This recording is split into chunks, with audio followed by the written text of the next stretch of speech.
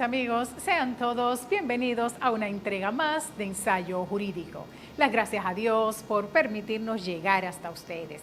Y bien, en una entrega especial desde el Instituto Duartiano vamos a conocer su historia, sus objetivos, ese legado de la familia duartiana, de los padres de la patria, de los trinitarios, de la voz autorizada, el presidente del Instituto Duartiano, el doctor Wilson Gómez Ramírez. Tras la pausa.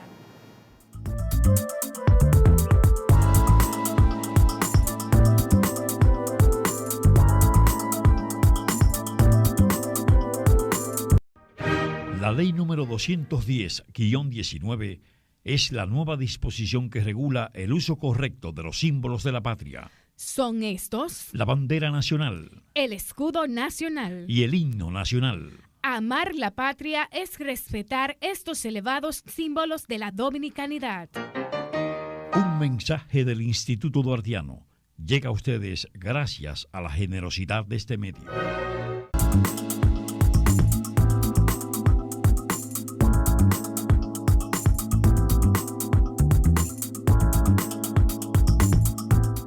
Mis amigos, continuando con Ensayo Jurídico, estamos en el ámbito nacional, que sin duda esta entrega nos conmina a hacer un comentario y a observar algunas consideraciones de personalidades dominicanas en el país en torno al comunicado que divulgara la Embajada de los Estados Unidos el pasado sábado. Y es que precisamente en ese comunicado la Embajada indica o alerta más bien a sus ciudadanos americanos a tener cuidado en el país porque supuestamente se está dando un trato inadecuado a personas de color. Bueno, este comunicado ha tenido un rechazo contundente, primero, por supuesto, de las autoridades competentes, el Ministerio de Relaciones Exteriores, que en la misma línea de las consideraciones del presidente Luis Abinader han considerado inadecuado, inoportuno y que realmente no se corresponde con el trabajo que está haciendo la República Dominicana aplicando las normas y que, como se trata obviamente de un tema de derecho internacional donde cada país es soberano de aplicar sus normas y especialmente las migratorias, nuestro canciller Álvarez pues tuvo inmediatamente la sabia decisión de dar la respuesta o las respuestas idóneas en este sentido, porque el comunicado del Ministerio de Relaciones Exteriores es bien amplio y contundente, a lo que por supuesto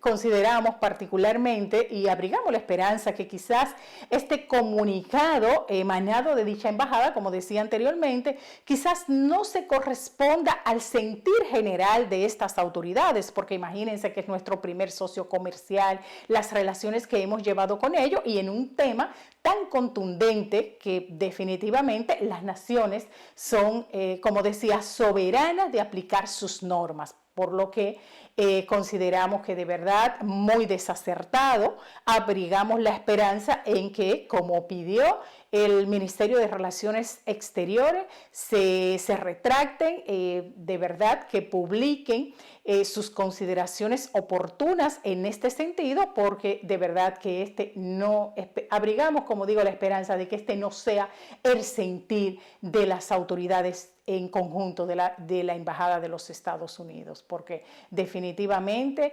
el país está aplicando las normas y, como todos sabemos, todas las naciones deciden quién entra a su país y cómo entra. De hecho, en este país, cada vez que una persona ha sido provista de un visado, le hacemos la salvedad. Usted va para Estados Unidos, prepárese porque usted tiene un visado, pero las autoridades en la entrada tienen la facultad de permitirle o no la entrada a su nación. Y bueno, es lo que hacen todos los países. Pero la República Dominicana definitivamente deportaciones, cumpliendo con la ley 28504. Pero bueno, hemos visto en medio de este comunicado, como decía, de verdad, inoportuno y que no se corresponde con lo que se está ejecutando en el país, desacertado. Esperemos que, como decía, las autoridades realmente se pronuncien en el sentido correcto, porque nos conviene a todos como nación y como socio, como decía, el principal socio económico comercial de la República Dominicana. Pero bueno, en este sentido las autoridades dominicanas no se han hecho esperar. Definitivamente vimos un pronunciamiento del presidente del Tribunal Constitucional, el doctor Milton Ray Guevara, quien expresó su opinión al respecto del comunicado emitido por la Embajada de los Estados Unidos el pasado sábado sobre ese supuesto trato, como decía, inadecuado a las personas de color. En ese sentido, él lo calificó como un error de la representación diplomática en el país. Indicó que es una forma de tratar de estigmatizar al gobierno y al pueblo dominicano. Aseguró además el magistrado Ray Guevara que con el comunicado se crea un ambiente de que en la República Dominicana hay una persecución hacia los negros. Y eso de verdad que no se corresponde. Al contrario, la República Dominicana es muy solidaria con todos los expatriados que nos visitan al país. En ese mismo sentido, se pronuncia el presidente de la Cámara de Diputados, Alfredo Pacheco, en un comunicado donde indica que les parece un poquito exagerado, quizás fuera de contexto, el comunicado de la Embajada de los Estados Unidos, y que no recoge exactamente la veracidad de lo que ocurre hoy en la República Dominicana. Bien, y en ese orden, los comentarios del diputado Alfredo Pacheco encontraron respaldo en miembros de bloques parlamentarios, quienes consideraron el comunicado de la Embajada de los Estados Unidos exagerado. Bien, con estas informaciones vámonos a una brevísima pausa.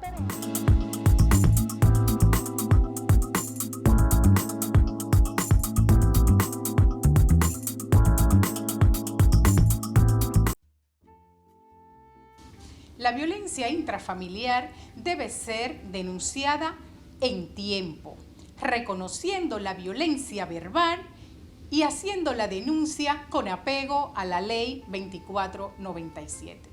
Dejándote acompañar, recibiendo las atenciones necesarias para mantener la familia unida y protegida. Cuando los casos se judicializan, la víctima deberá ser atendida de manera idónea. Mujer, cuando tú eres objeto de violencia intrafamiliar, violencia psicológica o física, te recomiendo que no concilie, no llegue a un acuerdo, porque los operadores del sistema penal no están verificando los requisitos legales para materializar dicho acuerdo. Siguiendo las pautas, evitará la violencia, pero es necesario la integración de todos los actores del sistema, no a la violencia.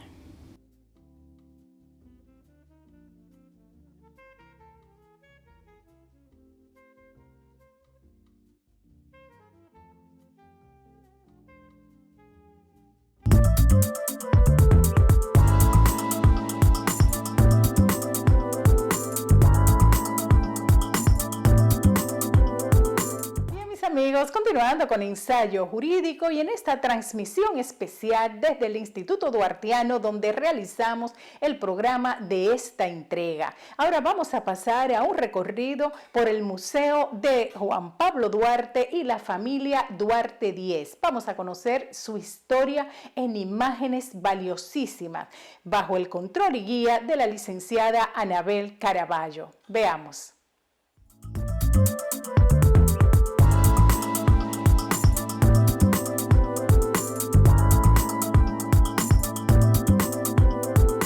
Esta es la parte del Museo de Cera, donde vamos a ver una galería de dioramas acerca de la vida y obra de Juan Pablo Duarte. Vamos a comenzar viendo el primero de ellos, que se trataría de su bautizo.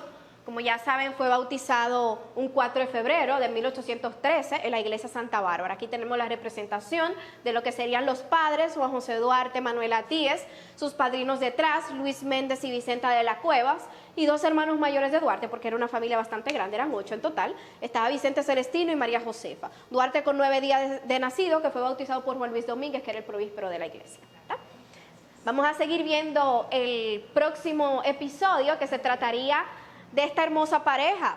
Esta vendría siendo la compañera de Duarte. Su nombre era Prudencia Lluveres Álvarez. Él la apodaba la nona de cariño. Duraron un largo periodo de noviazgo, pero no se casaron ni tuvieron hijos. Ambientamos a esta hermosa pareja con uno de los instrumentos favoritos.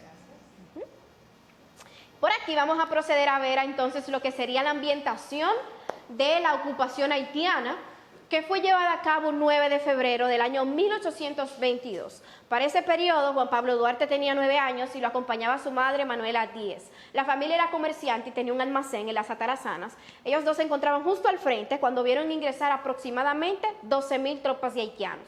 Duraron gobernando aquí durante un largo periodo, 22 años, en el cual procedieron a hacer cambios, como implantar su bandera, prohibir el idioma español, ellos querían implementar el creol aquí, cerraron universidades, escuelas, iglesias, o sea, fue una total dictadura durante sus 22 años. Giramos para conocer en óleos a la familia completa de Juan Pablo Duarte. Su padre, Juan José Duarte, que era comerciante español de Cádiz, y Manuela Díez, dominicana del Seibo. Tuvieron 8 hijos. Tenemos al Vicente Celestino, el hermano mayor, María Josefa y Juan Pablo Duarte, que fue el tercer hermano. Luego nace Filomena, Rosa, Juana Bautista, Manuel y María Francisca, para el total de 8. Vamos a seguir aquí observando el viaje de estudio de Juan Pablo Duarte. Estudió muy joven, fue hacia Europa a estudiar, porque aquí no había esa educación y la familia quería darle una mejor vida. Lo acompañaba Pablo Pujols, un amigo de la familia. Acontece un hecho histórico importante, y es que el capitán le reclamaba a Duarte diciéndole: mira, muchachito, ¿no te avergüenza tener un pasaporte que te identifique como haitiano? Duarte le dice: no, yo no soy ningún haitiano, yo soy dominicano. Siempre él defendió su patria a sabiendas que teníamos un nombre digno de llevar. En este próximo diorama vamos a observar cómo él regresa de ese viaje de estudio. Él fundó una escuela en el almacén de su padre, en las Atarazanas. ¿Cuál era el objetivo de esa escuela? Educar a los compañeros. Él se dedicó al magisterio durante 5 años. En esos 5 años enseñaba geografía, historias y la esgrima, una táctica militarmente necesaria. Luego de esos 5 años es que crea la sociedad secreta, la Trinitaria, que fue el primer movimiento independentista. Aquí lo tenemos. La Trinitaria fue fundada por Duarte el 16 de julio de 1838. Los 9 compañeros se reunieron en la casa de esa señora, Josefa Pérez de la Paz. Cariñosamente la apodaban Doña Chepita. Ella era madre de un trinitario llamado Juan Isidro Pérez. Escogieron su casa como estrategia porque quedaba frente a la iglesia que ella observa, la iglesia del Carmen. Era desde el Carmen, había una festividad. O sea, ellos se escondieron de la autoridad. Se juramentaron con un relicario, cortaron un poquito el dedo y con la sangre procedieron a firmar una cruz al final del papel. La sangre simboliza el compromiso que cada uno de ellos tenía con la patria. Por acá tenemos el regreso triunfal de Juan Pablo Duarte. La autoridad invasora andaba buscando a Duarte por sus ideales y como consecuencia pedían 1,000 pesos por su cabeza y el rango de coronel. Duarte se tuvo que ir a Curazao. Esta es la representación de su regreso. Lo recibió su hermana Rosa, su hermano menor Manuel Sánchez y el pueblo detrás. Ese arzobispo llamado Tomás del Portes e Infantes exclamaba a Duarte como el jefe supremo y como agradecimiento le otorgó el rango de general de brigada, que lo vamos a ver con su uniforme de este lado en el próximo diorama, que se trata de la rendición de cuentas. Duarte, general de brigada, se encuentra en el gobierno. A él lo designaron junto a Pedro Santana a ir a Baní a participar a una batalla y le otorgaron 1,000 pesos para que lo gastara de comida y medicamentos para esas tropas que él iba a comandar. Cuando la batalla culminó, Duarte devolvió un papel al tesorero con todo lo que él había consumido y una bolsita con lo que le sobró en ese tiempo de los 1,000 pesos. Le sobraron 827, solo gastó 173, el resto honradamente lo devuelve al gobierno. Por esa acción de Duarte, cada 27 de febrero, aquí el presidente va a realizar una rendición de cuentas de todo lo que va a consumir con el dinero del Estado, pero es imitando esa transparencia y honradez del patricio. Por este lado, observaremos el protectorado francés. Mientras Duarte luchaba por separarnos de Haití, había un grupo que nos quería unir a Francia. ¿Qué Francia quería? Apoyarnos y darnos armamento a cambio de que le otorgáramos la península de la Bahía de Samaná, que era un punto estratégico para ello, ya que está localizado en el Caribe. Duarte decía que no, porque inmediatamente íbamos a caer bajo la misma dependencia. Por eso se opuso, derramando la tinta en la anexión, y Pedro Santana, que era el presidente en posición, no lo pudo firmar. Por eso Pedro Santana declara a Duarte como un traidor e infiel a la patria y lo destierra del país hacia Hamburgo, Alemania. Y aquí ambientamos su despedida con algunos de sus familiares. Duró un largo periodo desterrado. Duarte regresa porque se entera por una comunicación que recibe de que nos querían unir a otra potencia. Ya que no nos pudieron unir a Francia, estaban buscando ayuda para unirnos a los españoles. Y aquí lo vamos a ver, presentándose en Santiago ante el primer gobierno restaurador. Vino a ofrecer su servicio para participar como un soldado más. Duarte no pudo participar porque los haitianos estaban constantemente en busca de su cabeza y lo envían como un potenciario auxiliar de enviar el armamento, pero fue un destierro político, ¿verdad? Lo enviaron allá y por eso fallece en Caracas, Venezuela, una vez se proclamó la independencia. Fallece el 15 de julio de 1876. Falleció de 63 años de una tuberculosis, infección de los pulmones. Ahora sí, damos media vuelta. Y aquí vamos a ver cómo finalizó esa independencia deseada con Matías Ramón Mella en la Puerta de la Misericordia. Él fue responsable de disparar el trabucazo esa madrugada del 27 de febrero de 1844. El trabucazo tenía una hora pautada para ser disparado. Se dice que él disparó antes de la hora porque no se encontraban todos los comprometidos. Incluso fue una persona a avisarles que se fueran de ahí porque los haitianos se estaban dando cuenta que ellos se estaban aglomerando en esa puerta. Mella, para comprometerlos, dice ni un paso atrás. Tanto cobardes como valientes, es el día de proclamar la independencia. Y los compromete a todos, disparando el trabucazo. Ese trabucazo era el sonido, la señal de que tenían que ir a la Puerta del Conde, donde esperaba Francisco del Rosario Sánchez. Y aquí lo vamos a ver culminar. A la del pañuelo blanco la presentamos como María Trinidad Sánchez, que fue tía de Sánchez, y esta joven Concepción Bona. Ambas confeccionaron la bandera, pero ella era la responsable, la que la llevaba debajo de su vestido, y rápidamente se la entregó a Sánchez. La primera bandera que se enestó no tenía escudo, y los colores en posición están igual a la haitiana. Era la bandera haitiana. Le bordaron esa cruz simbolizando la paz. 5 años después fue que la cambiaron como Duarte la había ideado. Al bajar la bandera haitiana, enarbolar la nuestra, todos gritaron nuestro lema sacramental: Dios, patria y libertad, que viva la República Dominicana. Ven, vamos a conocer su casa por acá. Pueden salir por ahí, por favor.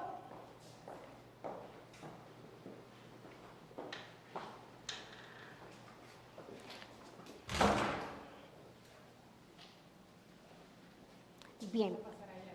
Miren, aquí vamos a conocer, vamos a subir aquí, que este era el terreno de la casa de Duarte, donde vivió la familia. No se pudo recuperar completamente porque ocurrió un incendio cuando la casa pasó al gobierno y lo único que se pudo reconstruir fue el pozo donde se suministraban de su agua. Pero aquí quedaban lo que eran habitaciones, patio, cocina y baños.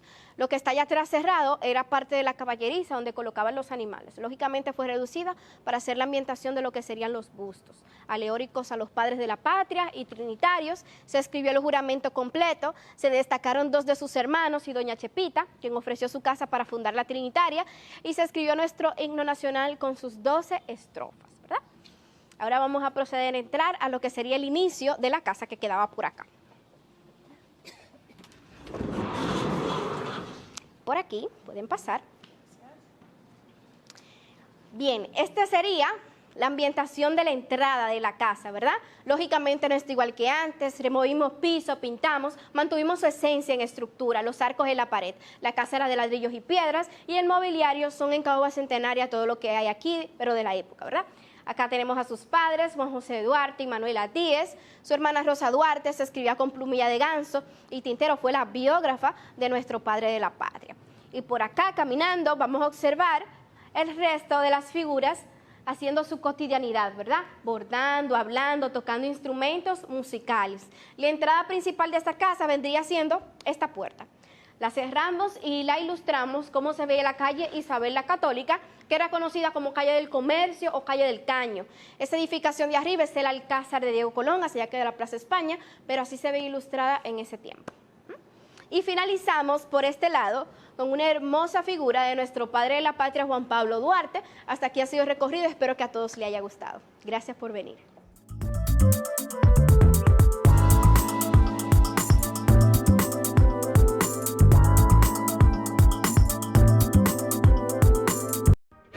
La ley número 210-19 es la nueva disposición que regula el uso correcto de los símbolos de la patria. Son estos: La bandera nacional el escudo nacional. y el himno nacional. Amar la patria es respetar estos elevados símbolos de la dominicanidad. Un mensaje del Instituto Duartiano llega a ustedes gracias a la generosidad de este medio.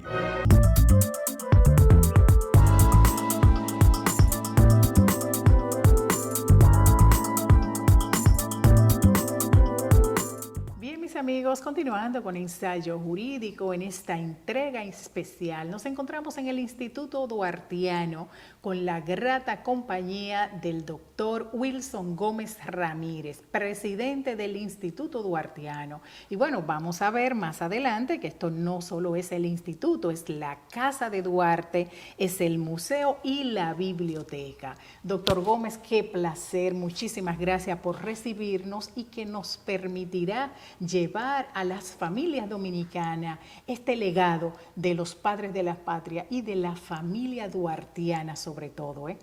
Cómo no, de verdad que estar en Ensayo Jurídico, estar en casa. De hecho, agradecemos mucho siempre la colaboración, la ayuda, la difusión que hace el programa acerca de los contenidos patrióticos y duartianos. Un honor estar aquí. Gracias. Y bien, hablar de la Casa de Duarte, de este legado, como decía, hay que hablar de la responsabilidad y de los objetivos principales del instituto, porque decíamos que definitivamente estamos hablando de una institución joven, desde 1964.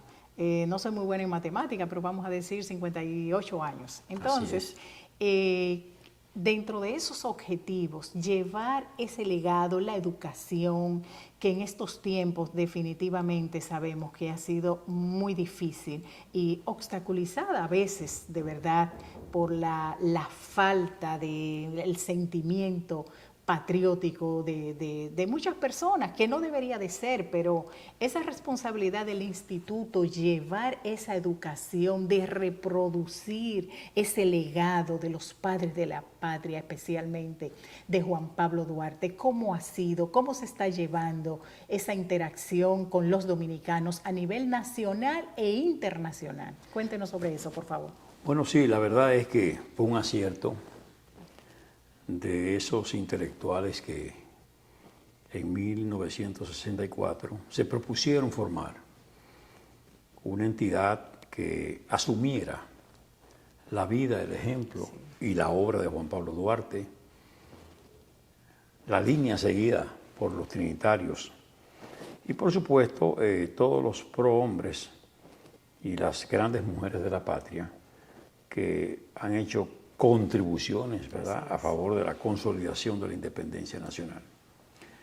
Y efectivamente, se formó este grupo como un grupo privado, se incorporó de conformidad con la ley general de entonces y fue dando pasos graduales hasta conseguir después, a los 3 años, en 1967, la oficialización a través de un decreto presidencial, pero eso no tuvo más que la demostración de que desde el Estado se quería apoyar al instituto, por lo menos desde el punto de vista moral. Una parte legal, diríamos. Efectivamente. La verdad es que no es sino en el 2001 cuando el instituto logra una ley que recoge los contenidos básicos de esos decretos precedentes. Okay. Y esa ley viene a gravitar en la vida institucional de esta entidad, de manera que, por un lado, ya por esa disposición se consigue la autonomía y en consecuencia el instituto ya como un organismo oficial autónomo, ¿verdad?, con un patrimonio propio, con la posibilidad y la vocación de ser considerado dentro de la Ley General de Presupuesto y Gastos Públicos. Y, en fin, esa disposición es la que ayuda a la institución. Por supuesto, sin embargo, esa ley conseguida no necesariamente ha permitido que el instituto logre la consideración que la misma ley manda. ¿Hay otras conquistas en ese sentido en curso? Bueno, más que nada nosotros aspiramos a la aplicación estricta de la ley y, por ejemplo, lo que son exenciones tributarias, impositivas y de tasas especiales se cumpla. Lo que todavía no hemos logrado porque hay muchas dificultades en los estamentos del Estado, sobre todo en la Dirección General de Impuestos Internos.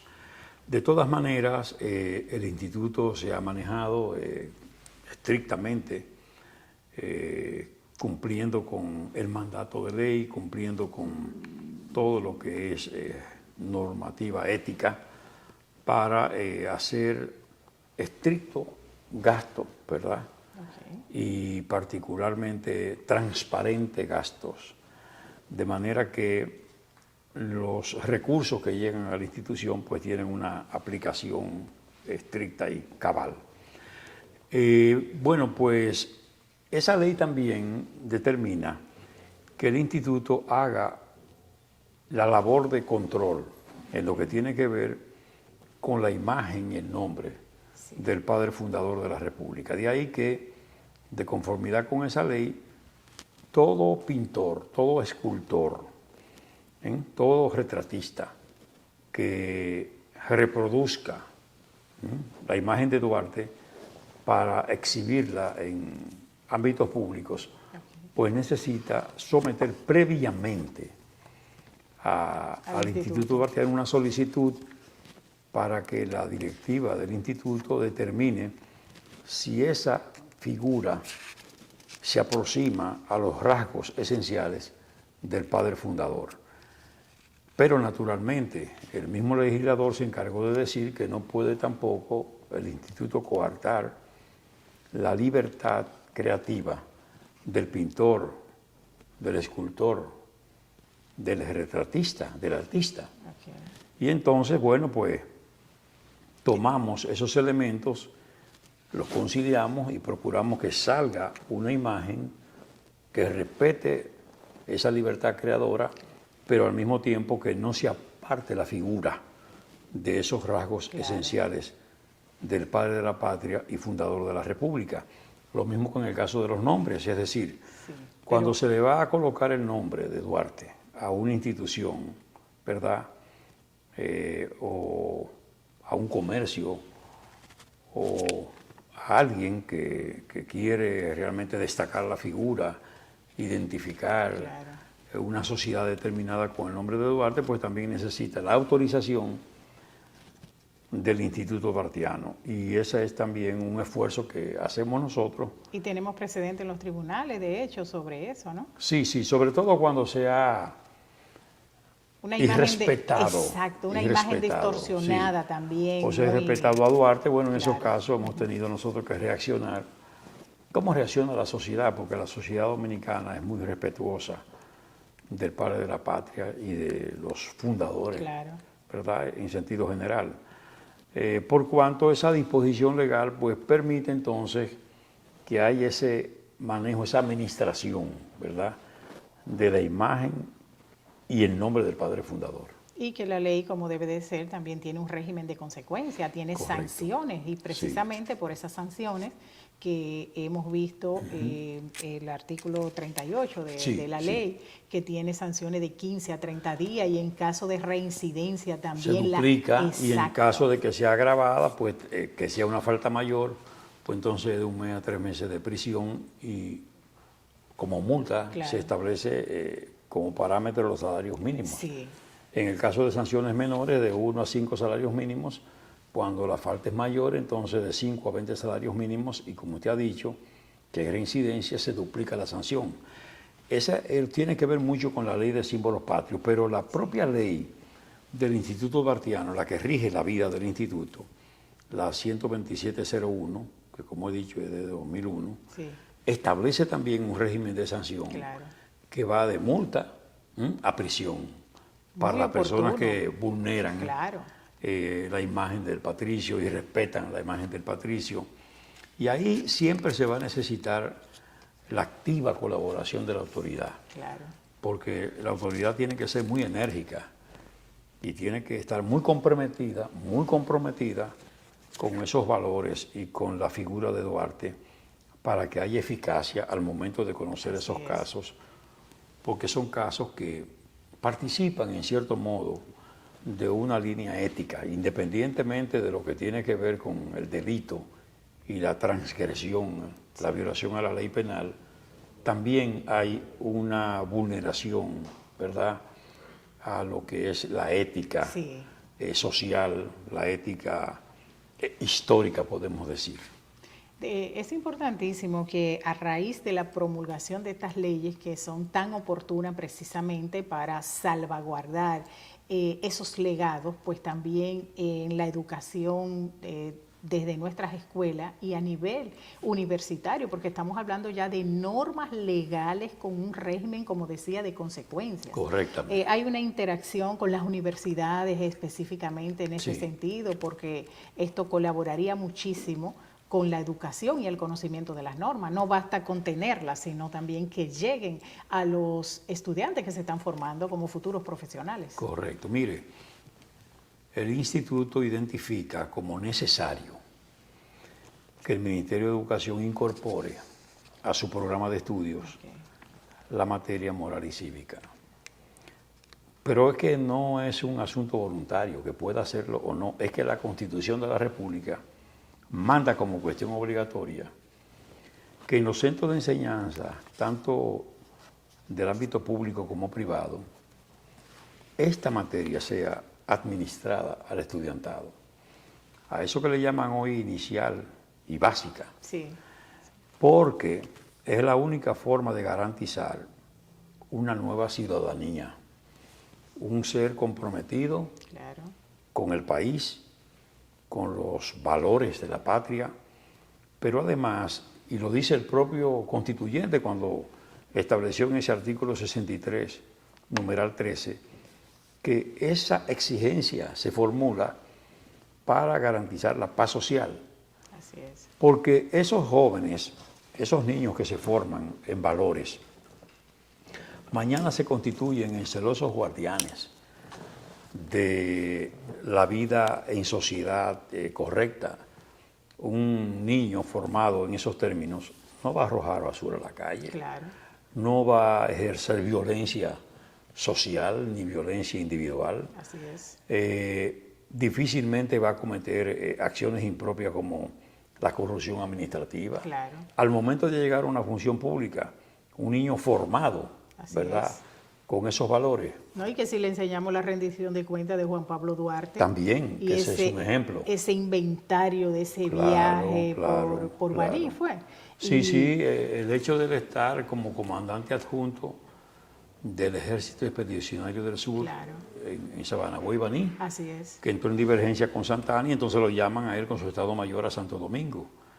Y ahí él, que había recibido 1,000 pesos fuertes de la época, había gastado 173 pesos y devolvió a la Junta Central Gubernativa los restantes 827 pesos y con relación a los 173 invertidos en la tropa, hizo una explicación pormenorizada de cómo gastó cada centavo.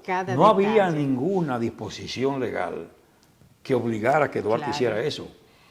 Ese fue el compromiso del joven bien formado, con un sentimiento patriótico, con un compromiso con la patria y con una línea de conducta. Claro. Una línea de conducta ética. Y entonces, esos son los compromisos que se pueden conseguir con un joven. Eso tiene que pasar por todas las escuelas, las universidades, precisamente para evitar eso que decía, la corrupción institucional. Efectivamente, y esa misma disposición, ese precepto 163, numeral 13 de la Constitución de la República, también obliga a que se enseñe la Constitución de la República. Así es. Que ha sido un reclamo. El mismo Tribunal Constitucional, a través de su presidente, el magistrado Rey Guevara, ha estado permanentemente demandando. Sí, lo vemos, ya la conferencia y encuentro, incluso hay hasta concurso para los jóvenes. Qué oportuno. Han hecho impresiones de la Constitución de la República. Ahora creo que están en vías de una preparación muy importante de un texto que es una Constitución infantil, que ha sido muy bien preparada por la licenciada Dulce Vargas de Castellano, y se espera realmente que ese texto llegue a las escuelas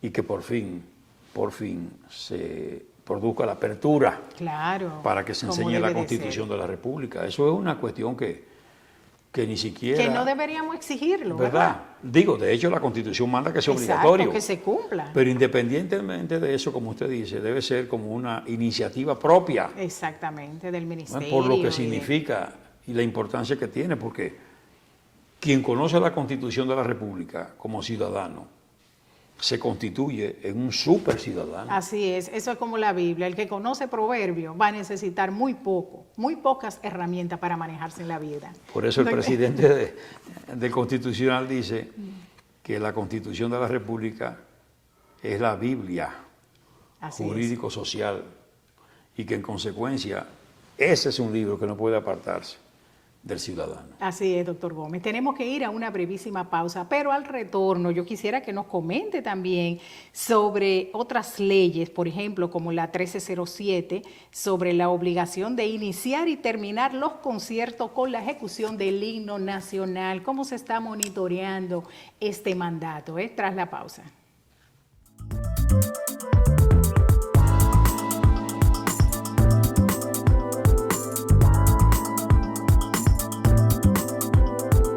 Migratorio, su vinculación. Es la primera obra que te da las pautas legales para la solución a las problemáticas en la materia. Autoría de la doctora Carmen Herrera, experta en Derecho de Familia y Migratorio. Adquiérela ya en Centro Cuesta Nacional, Gaceta Oficial y la Asociación de Abogados y Abogadas Independientes ANAI. Avenida 27 de Febrero, a esquina Abraham Lincoln, suite número 30, segundo nivel, Unicentro Plaza. También puedes llamarnos a los números de teléfonos 809-472-2782 y 809-683-1399.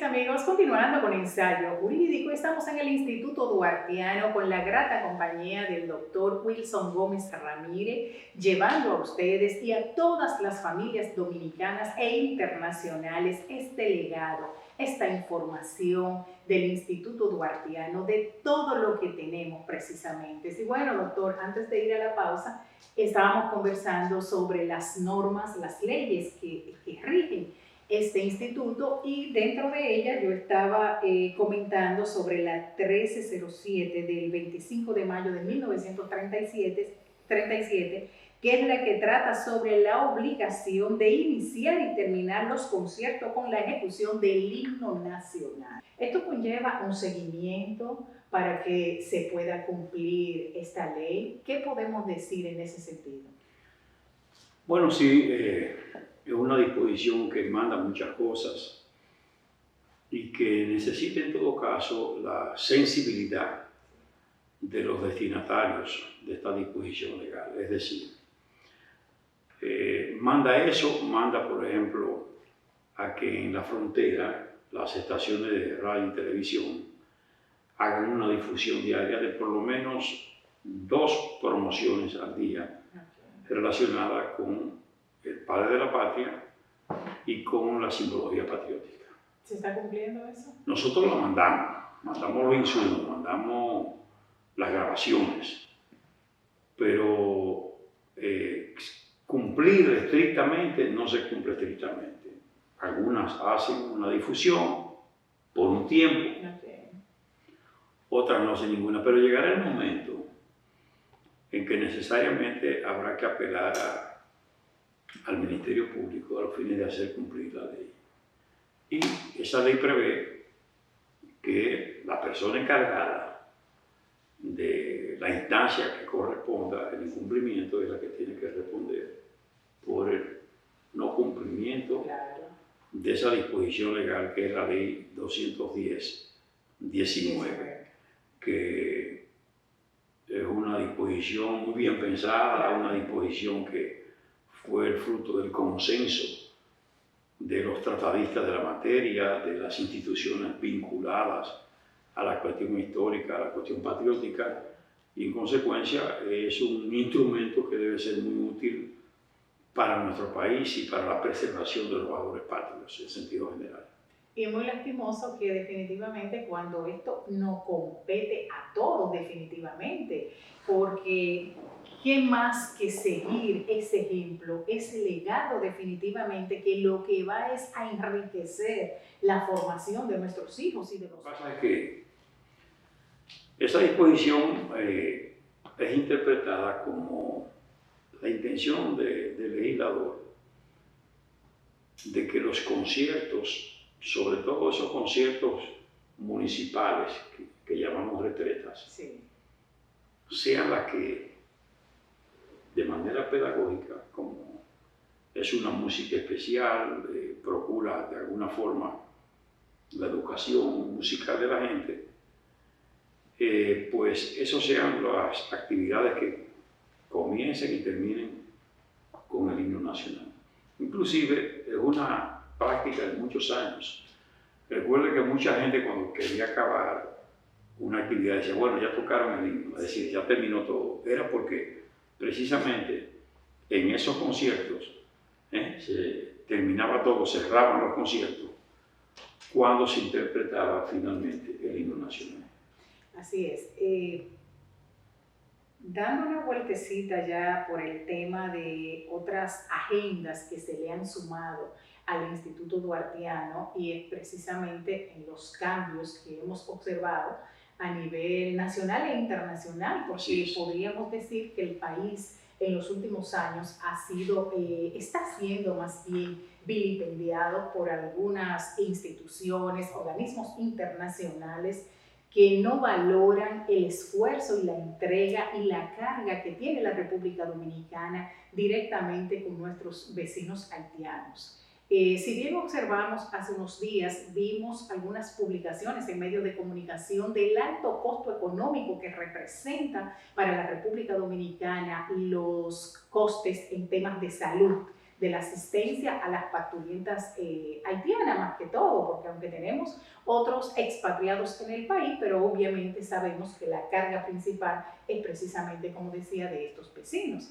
Pero que resulta que a todo esto se le ha sumado al instituto, como decía, tener que hacer una defensa inmediata, diríamos, de manera frontal y ante uno de los principales socios económicos de la República Dominicana, que es Estados Unidos. La Embajada de los Estados Unidos ha publicado recientemente una alerta a sus ciudadanos de que en la República Dominicana se está cometiendo cierta discriminación con las personas de color.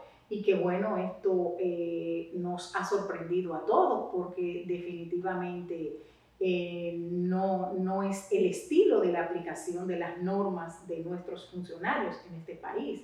Entonces, en este orden, sabemos que el Instituto Duartiano tuvo una rueda de prensa en este sentido. ¿Cuál ha sido la respuesta más bien a estas declaraciones de la Embajada de los Estados Unidos?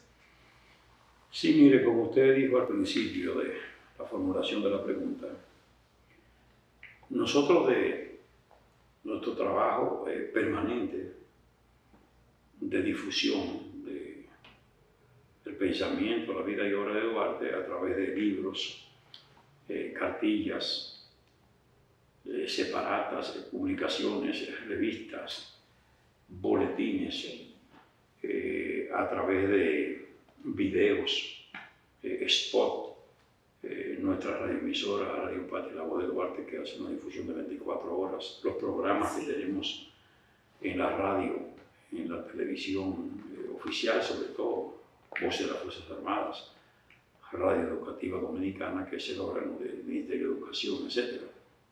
Además de la colaboración como este espacio, ensayo jurídico, que hacen esas colaboraciones de difusión gratuita de estos contenidos.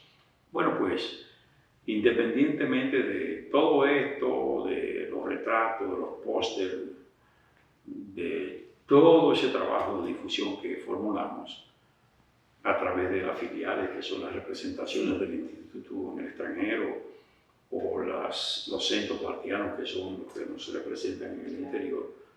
Bueno, hemos tenido nosotros que acogernos a una agenda que nos viene dada como consecuencia de una realidad. ¿Cuál es la realidad?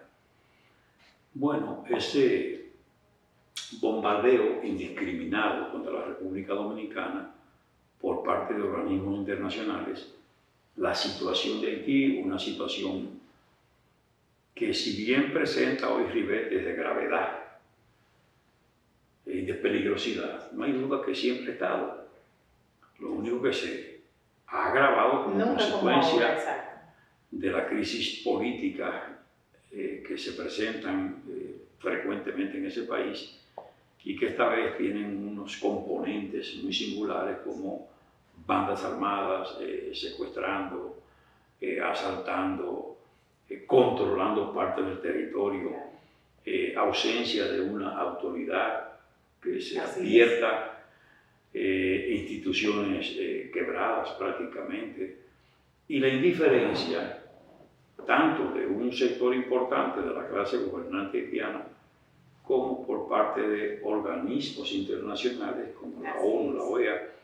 Independientemente de esto, las grandes potencias más comprometidas con Haití, como los Estados Unidos de América, ¿verdad?, Canadá y Francia.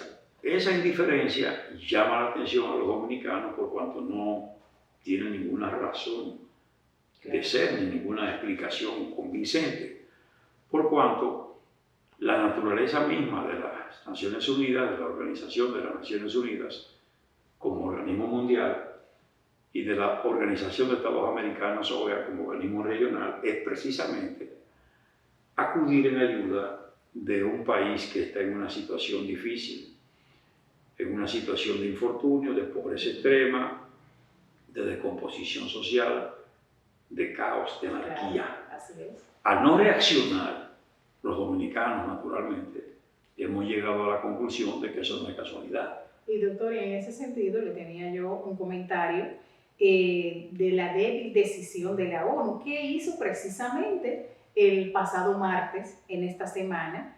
Dice que la ONU, dentro de su débil accionar, eso lo estoy diciendo yo, ha instado a su Consejo de Seguridad a aprobar otra sanción en contra de los grupos armados de Haití que están controlando las grandes zonas de esta vecina, bueno, ya no es país, porque definitivamente ha perdido, como bien decía, todos los elementos que tiene que tener constitucionalmente una nación. Estos vecinos definitivamente se han quedado sin ningún tipo de gobernanza, y la ONU, ¿cuáles sanciones ha tomado en contra de esos grupos armados? Sanciones que lo declaran, la primera fue declarándolo como una declaración de non grato a unas personas que ni siquiera identidad, pasaporte tienen. Entonces, una alerta, por ejemplo, internacional para una persona criminal y que no tiene ni documento de identidad, ¿qué daño le va a causar a esta persona? O sea, son sanciones incoherentes que no van acorde con el actor del crimen, ¿no? En este orden. Sí, sí. Solo lo quería interrumpir para eso. No, muy bien. Eso es simplemente amagar y no dar. Es decir, no hay la evidencia. Es como una burla al país, diríamos, ¿no? No hay la evidencia de un interés serio y cierto. Eso está ahí al laissez-faire, dejar hacer, ¿verdad? Dejar pasar. Así es. Y entonces, a la única nación o Estado que amenaza esa situación fuera del propio Haití, esa es la República Dominicana. Pero es que ellos, esos organismos internacionales, ya habían dado muestra en otras oportunidades de un despropósito, de entender que la solución al problema haitiano reside en la República Dominicana. Es decir, esto parece empujado con un despropósito, y es lo que el pueblo dominicano ha advertido. Pero el presidente ha sido muy claro, ¿no? Bueno, el presidente ha interpretado esos sentimientos del pueblo dominicano, y qué bien que lo ha hecho, porque lo ha hecho con mucha responsabilidad. Sí, en varias ocasiones, y frente a la misma ONU. Sí, nos parece que la posición del Estado Dominicano es absolutamente correcta, y entonces este pueblo no está en disposición de permitir, bajo ninguna circunstancia, de que se involucre a la República Dominicana en un problema que le es ajeno. Claro. Nosotros tenemos nuestra historia. Que lo estaban proponiendo de una manera muy sutil para que la República Dominicana se convirtiese en la zona fronteriza en un campo de refugiados. Claro, pero mira, ni siquiera disimuladamente, había una posición muy abierta y un despropósito muy claro. Entonces nosotros entendemos que eso no puede pasar, la República Dominicana, el pueblo dominicano no va a permitir eso. Este es un pueblo de una tradición de lucha, claro, que está ahí, la historia nuestra está marcada por la capacidad de decisión de este pueblo para procurar que lo que son sus intereses, y nosotros como pueblo seguimos a pie juntilla lo que es el pensamiento de Duarte. Y Duarte en su proyecto de constitución, en unos 3 artículos, expresó muy claramente que la soberanía estaba por encima de todo, y de hecho la Constitución de la República en el artículo 3 es categórica en lo que tiene que ver con la soberanía. Y ese principio de no intervención, ¿verdad?, en los asuntos internos, dice que es un principio cardinal de la política internacional de la República Dominicana. Es decir, nosotros creemos en la autodeterminación y en el principio de no intervención de cada país. Está siendo vulnerado ahora precisamente por... Han pretendido, sí, pero la República Dominicana bajo ninguna circunstancia lo habrá de permitir.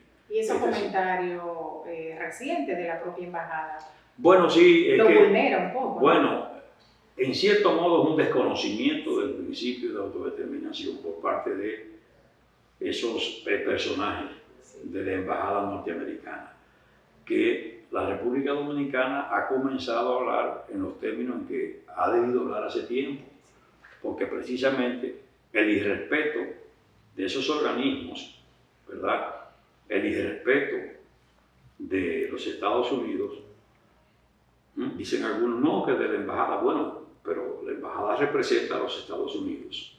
Hasta que ellos no rectifiquen o le enmienden la plana a ese individuo que se expresó en esos términos, hay que entender que esa es una posición de Estados Unidos. Entonces nosotros tenemos que darnos a respetar, porque fíjense que mientras en Haití hay un embajador, en la República Dominicana es un cargado de negocio que está asumiendo lo propio de la embajada norteamericana. Sí, que no debería de ser. Entonces, un país que le está beneficiando de alguna manera. Porque es un país que tiene su rango y su importancia en el concierto de naciones del mundo. Yo creo que no se está respetando y que es un irrespeto, por eso tiene un rechazo categórico de todos los sectores de la vida nacional, porque nosotros, si algo hemos evidenciado siendo un pueblo pequeño, es nuestra capacidad, ¿verdad?, de autoestima, de respeto con relación a principios, de respeto de nosotros hacia los otros países y de la capacidad también de exigencia, de respeto para con nuestro país. Claro, ustedes lo dejaron bien claro en la rueda de prensa, ¿no?, exactamente, en la respuesta. Exactamente, nosotros creemos en eso y realmente deploramos esas declaraciones y estamos en la línea de seguir cerrando fila al lado de los mejores intereses de la patria y exhortamos a todos los dominicanos y dominicanas, a los buenos dominicanos y dominicanas, como decía Duarte, los que tienen compromiso con este pueblo, con este país, a que cierren fila. La unidad es necesaria hoy más que nunca para preservar nuestra soberanía, nuestra independencia y nuestra autodeterminación.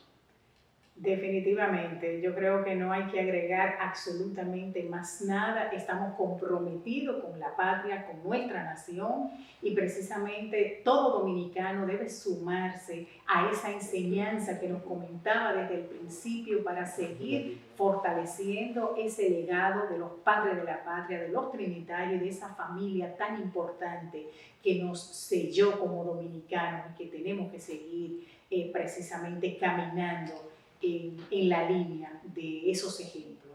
Doctor Gómez, de verdad que muchísimas gracias. Ensayo Jurídico, todo el equipo y la comunidad jurídica en especial que sigue este programa.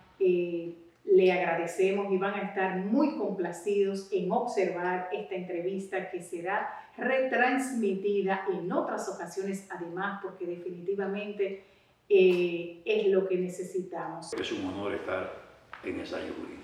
Y bueno, y como siempre, mi estimado doctor Gómez, nosotros dejamos todas las cargas, todas las problemáticas en manos de Dios. Muchísimas gracias por acompañarnos y bueno, y hasta la próxima entrega de Ensayo Jurídico. Y dejamos esas cargas porque Dios tiene la solución. ¿Cómo no creer en Dios?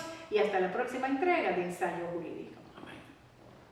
¿Cómo no creer en Dios? Si me ha dado los hijos y la vida, ¿cómo no creer en Dios? Si me ha dado la mujer querida, ¿cómo no creer en Dios? Si lo siento en mi pecho a cada instante, en la risa de un niño por la calle, o en la tierna caricia de una madre. ¿Cómo no creer en Dios? Si está en las